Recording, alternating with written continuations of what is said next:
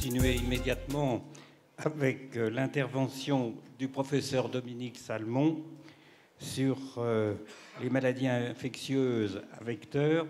Dominique Salmon est infectiologue clinicienne. Elle travaille à Paris, à l'université Paris-Descartes, dans le groupe hospitalier Cochin Hôtel-Dieu.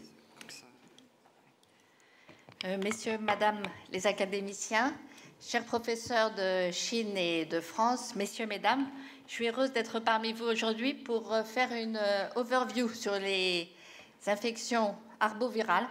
Donc, je vais accentuer certains points, vous parler de l'expansion des vecteurs et de ces trois maladies à travers le monde depuis quelques années. Quelques points sur la présentation clinique et les complications de ces maladies. Et puis, un point sur les nouvelles mesures préventives et en particulier le vaccin contre la dengue. Alors, le point commun de ces trois maladies, c'est qu'elles sont transmises par des moustiques du genre Aedes, Aedes aegypti et Aedes albopictus. Aedes aegypti est un vecteur beaucoup plus efficace pour transmettre ces maladies, mais Aedes albopictus s'adapte beaucoup mieux au climat froid. Et finalement, actuellement, c'est Aedes albopictus qui transmet particulièrement ces maladies. Ces vecteurs sont originaires d'Afrique, mais maintenant, on les trouve dans les zones tropicales, subtropicales. Ils se développent dans les eaux stagnantes, que ce soit des récipients, en particulier des vieux pneus. Et donc, la lutte contre les vecteurs est extrêmement importante. Et donc, ils transmettent ces virus par une piqûre d'une personne infectée à une personne non infectée. Donc, vous voyez ici l'expansion des vecteurs. En vert clair, c'est les zones de multiplication d'Aedes aegypti. En vert plus foncé, ce sont les zones de multiplication actuelles d'Aedes albopictus. Donc, vous voyez qu'on en a maintenant en Amérique du Nord. On en a en Europe du Sud, mais en fait, il y a même des cas occasionnels qui remontent maintenant jusqu'en Allemagne. Et puis, on en a en Asie, et notamment dans toute la partie sud de la Chine.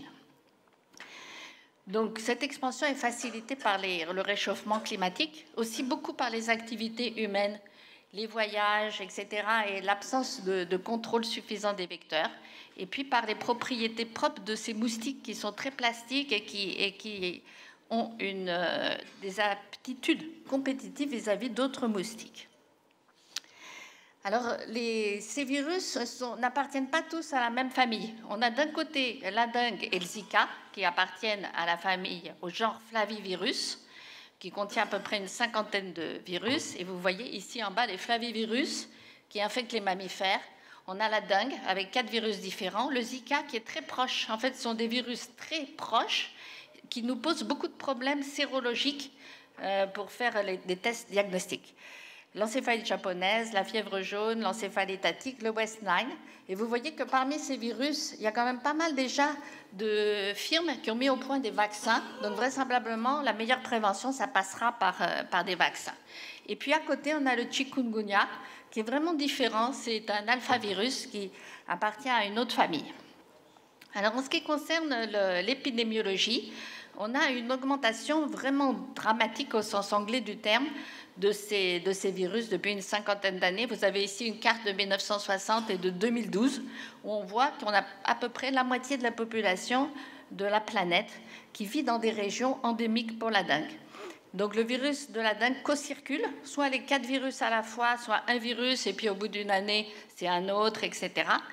Ce qui fait qu'on a des épidémies tous les 2 à 5 ans à partir du moment où l'immunité de population, le herd immunity, diminue. On dit que ça touche surtout l'Amérique du Sud, mais en fait, en Asie du Sud-Est, en toute l'Asie, il y a aussi une augmentation des cas qui a été multipliée par 4 entre 1988 et 2009. Vous voyez ici la situation en Chine. Il y a eu une épidémie très importante en 2014, mais c'est vrai que là, depuis 2015, il y a moins de cas. Mais je ne pense pas que ça veut dire qu'il n'y a pas de problème de dengue en Chine. Ça va certainement revenir un jour ou l'autre. En ce qui concerne le chikungunya, donc lui, on le connaît depuis 2005. C'est un virus originaire de la Tanzanie. Mais on a beaucoup d'épidémies. Donc je vous ai mis ici les cartes où on a eu le plus d'épidémies.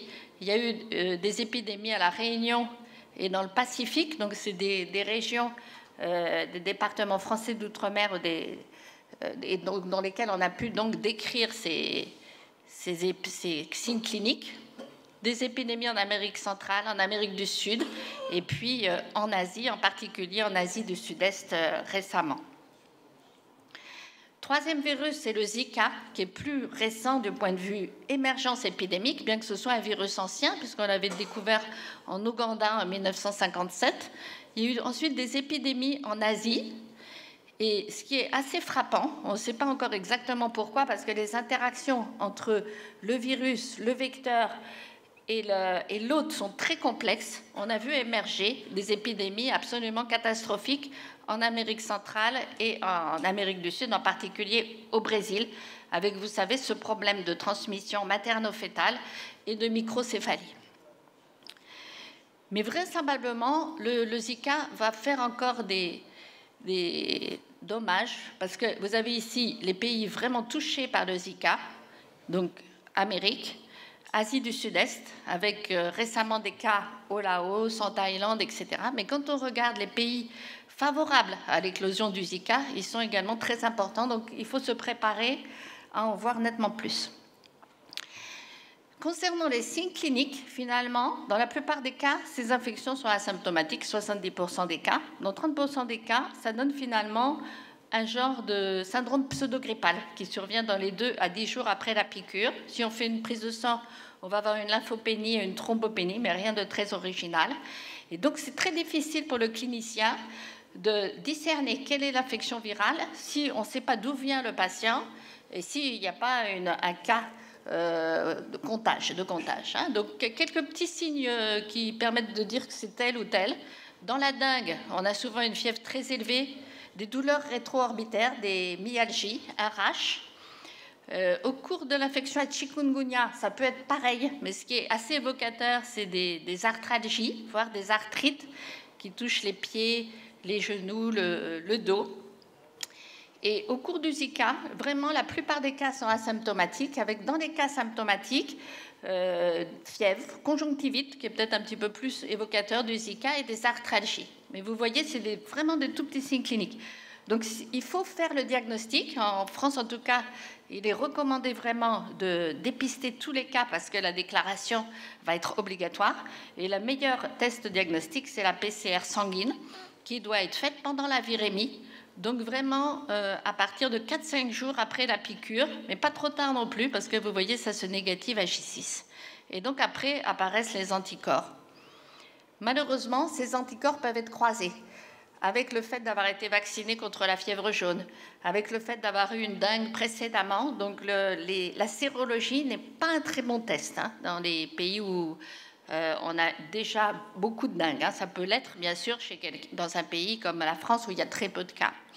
Et donc, la recherche en ce moment va vraiment dans la direction d'essayer de trouver des tests diagnostiques spécifiques de telle ou telle infection à flavivirus. Mais ce n'est pas encore vraiment le cas. Alors, le problème de ces maladies va à leurs complications. Vous voyez qu'elles sont rares, c'est de l'ordre de quelques pourcentages de cas. Mais pour la dengue, bien que ça touche 1 à 2% des cas, c'est vraiment une priorité de santé publique parce que c'est 1 à 2% de patients qui font une dengue sévère vont faire des formes hémorragiques ou des formes avec choc dû à une augmentation de la perméabilité vasculaire. C'est quelque chose qui n'est pas prédictible, bien que ça survienne souvent après la deuxième infection et chez l'enfant. Et donc, par exemple, en Inde, tous les cas de dengue sont vus par un médecin pour essayer de dépister ces cas sévères. Si les cas sévères sont pris en charge très rapidement par des moyens symptomatiques, simplement transfusion de plaquettes ou remplissage vasculaire, la mortalité est faible, de l'ordre de 1% des cas. Donc la dengue, c'est vraiment le problème, c'est ce problème de dengue sévère. Pour le chikungunya, il n'y a pas de forme sévère fréquente. On a des cas décrits de méningoencéphalite, mais quand même assez rares. Le problème sont les formes chroniques. Les patients qui sont âgés ou qui font un chikungunya vraiment très parlant, notamment un neurochikungunya, vont souvent faire des polyarthrites chroniques qui ressemblent un peu à la polyarthrite rhumatoïde et qui pose à nos collègues, en particulier de la Réunion, des gros problèmes. C'est des gens qui vont être traités par méthotrexate ou corticoïdes quelquefois. Pour le Zika, on va le revoir, donc très très peu de formes graves, mais très sévères. Ça peut être le Guillain-Barré ou transmission materno-fœtale qui est responsable de microcéphalie ou d'autres troubles neurologiques. Maintenant, on décrit des troubles neurologiques plus larges chez les enfants. Donc, les deux maladies qui ont été déclarées comme des urgences par l'OMS sont d'une part la dengue et d'autre part le Zika. Donc, pour la dengue, vous voyez que sur 390 millions de personnes infectées par an, 96 millions, à peu près un quart, vont faire une dengue symptomatique, 500 000 vont faire une dengue sévère, 2,5% vont décéder. Et l'objectif de l'OMS, c'est de diminuer la mortalité de plus de 50% et la morbidité de plus de 25% en 2020. Et pour ça, l'OMS s'appuie sur 5 éléments. Donc déjà, diagnostic, améliorer les outils diagnostiques et diagnostiquer tous les cas. Surveillance, donc ça c'est le rôle des épidémiologistes. Lutte contre les vecteurs, donc ça c'est éliminer bien sûr les vecteurs. Et puis il y a une recherche très importante dans ce champ, par exemple, que vous avez dû entendre parler, d'infecter les moustiques par des bactéries, Wolbachia, qui vont donc diminuer leur capacité réplicative, ou encore épandre des moustiques stériles, donc qui vont s'accoupler à des femelles, et donc ça va diminuer progressivement la capacité réplicative des vecteurs. Le vaccin, donc je vais vous en parler un petit peu, et puis bien sûr la recherche. Alors, en ce qui concerne le vaccin, je vous en parle parce que c'est un vaccin de Sanofi Pasteur, donc français. C'est le premier vaccin, c'est certainement pas encore le dernier et celui qui va être développé partout, mais c'est quand même une très grande avancée dans ce champ. Donc il s'agit d'un vaccin chimérique avec le corps, le squelette de la fièvre du vaccin fièvre jaune, donc vaccin fièvre jaune atténué, dans lequel les gènes d'enveloppe ont été remplacés par les gènes de la dengue. Donc la machinerie est celle de la fièvre jaune, mais l'enveloppe est celle de la dengue. Comme on ne peut pas mettre les 4 enveloppes de la dengue, le vaccin contient en fait 4 virus recombinants atténués dans la même seringue. Ce vaccin a fait l'objet d'un développement très important puisqu'il y a eu 25 études cliniques, dont 6 études de phase 3, plus de 28 500 sujets qui ont reçu le vaccin. Les vaccins ont été faits dans vraiment beaucoup de pays du monde, plusieurs pays d'Asie, d'Amérique latine, Philippines. Et donc, vous avez ici l'efficacité poolée de tous ces essais de phase 3. Donc, on voit que c'est surtout les enfants de 2 à 16 ans qui ont été ciblés. On a une efficacité vaccinale de l'ordre de 60% contre la dengue confirmée, beaucoup plus importante contre la dengue sévère de l'ordre de 72 à 79%. Mais ce qui est intéressant, c'est que quand on regarde les enfants de plus de 9 ans et de moins de 9 ans, il y a une franche différence. Chez les enfants de plus de 9 ans, l'efficacité est nettement plus élevée, 65% au global, 80 à 93% contre les dengues sévères ou les dengues hospitalisées. Alors que chez l'enfant plus petit, c'est beaucoup moins important. Et ça, c'est dû au fait que ce vaccin, en fait, il agit comme un semi-vaccin, c'est-à-dire qu'il va empêcher la survenue d'une dengue sévère quand on vaccine après une première infection. Et quand on vaccine les petits, qui n'ont jamais été vaccinés, le vaccin est moins efficace et même on s'est rendu compte qu'il pouvait aggraver l'infection. Donc c'est un peu complexe ce vaccin, mais je vous le présente quand même. Vous voyez donc après 9 ans ici, à 3 ans de suivi post-vaccination, 4 ans de suivi post-vaccination, après 9 ans, on a plus de cas de dengue sévère chez les sujets contrôle, en orange, que chez les sujets vaccinés. Ça, c'est concordant. Mais chez les tout-petits, 2 à 5 ans, il y a plus de cas chez les vaccinés que chez les contrôles. En fait, quand on vaccine contre la dengue, on fait un priming. Et du coup, ces petits-enfants vaccinés vont rencontrer la dengue ensuite. Ça va faire comme une seconde dengue et une dengue sévère. Donc, ce vaccin est vraiment contre-indiqué chez les tout-petits. Donc, ça a beaucoup ému, bien sûr, tous les chercheurs et l'OMS qui a réuni le groupe SAGE, c'est le groupe vaccination de l'OMS, qui a travaillé pendant 2 ans et qui a publié une prise de position en 2016. Donc, ils ont fait se réunir énormément de groupes de chercheurs qui ont fait des modèles pour voir quel était l'impact en santé publique de la dengue si on vaccinait à différentes strates d'âge.